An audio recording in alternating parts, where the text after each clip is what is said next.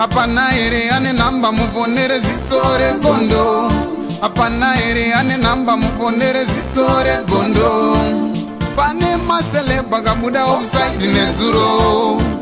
Pane masele bagabuda offside nezuro. Eti noi now. Peshona kwete chindau. Zichiverengwa naye wenye skimbo anofumura noita mai. Timu yangu ndiye muida si katidzoka zvakare zviri kupisa na skimbo ayo zviri kupisa tokupe timu yangu. Pasachapinda pane zviri kupisa panhasi kama ngobayo bata subscribe so that musari pane zvese zvichiitika zviri kupisa pasari gondo TV nditi. Tinopinda muida nhasi namuti ndiri masititse Facebook na kusangana na Queen Tachelicious wangopinda munedze musangano vachita iwo vari kupa advice kuna Nelson Chamisa paroti kunziremeka zvakashara kuti advice yawo iri kwenda kuti haiko because akashara kuti Nelson Chamisa chimombera kuita zvako zveuloya kana zvebhebheri iyo zvinhu zvako chete chimboita zvemunhu ane simbi chaizvo zvaitwa natsvangirai kwete kuti unenge uchingochema kana wachiwa but zvisine zvinzwiremeka Queen vachitaura mochidza kuti advice iri kwenda kuti haiko mucomment section. Keep on subscribing zviri kupisa na skimbo papapi zvino izvi zvachamisa izvi kabuda kari kuchema kaita press conference nekataike red hatidye taie red hatidye sutu chamisa itawo zvinhu zvekuti vanhu vati yes zvekumboti uri roya izvi kana kuti une degree rewazvishande nyika iri kutongwa nemasabhei nyika iri munhu anga akafunda chete muzanu-PF ndapresident vekudo kushaya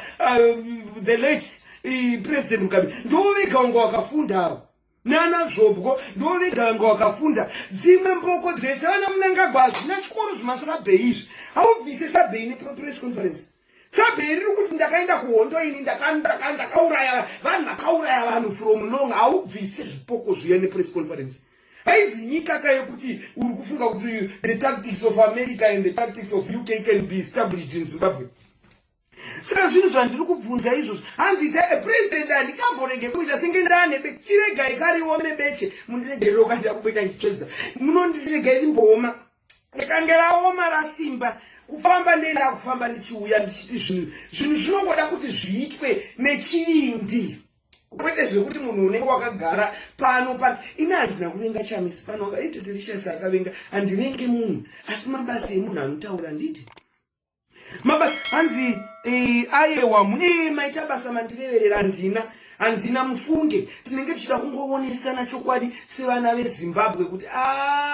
repetition of cycle yakuitika vanhu vari kumuvha because chiri kumboita kuti iye Chamisa anzi akapotsa apfurwa munonyepa ini ZANU-PF haipotse kana yaenda kuuraya munhu haipotse vakauraya Tsvangirai wani Tsvangirai akaurayiwa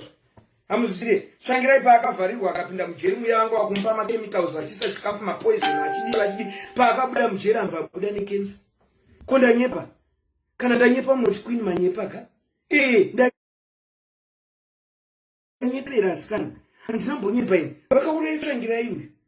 Tsvangirai anga asingamborwara kana nechirwere kana chechi kana zvirwere zvatinazvo zveedzizvi anga asina uyu akapiwa gomarara muchinengi mujeri muya vakamuvhiringidza mukomana vakamuvhiringidza asi uyu sei ari kupotswa tinozvibvunza ZANU-PF haipotse kaimi musamuchikwe ZANU-PF haipotse kana yaida kuuraya pane kaustaged kari kuitwa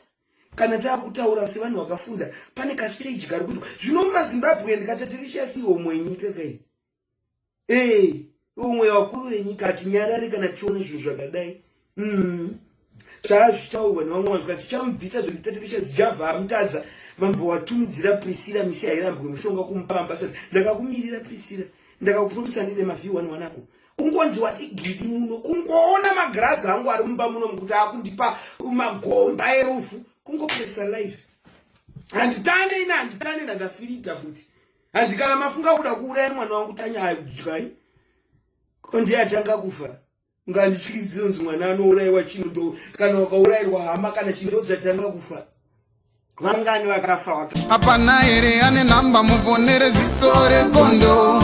apana ere ane namba muponere zisore gondo pane masele bagabuda offside nezuro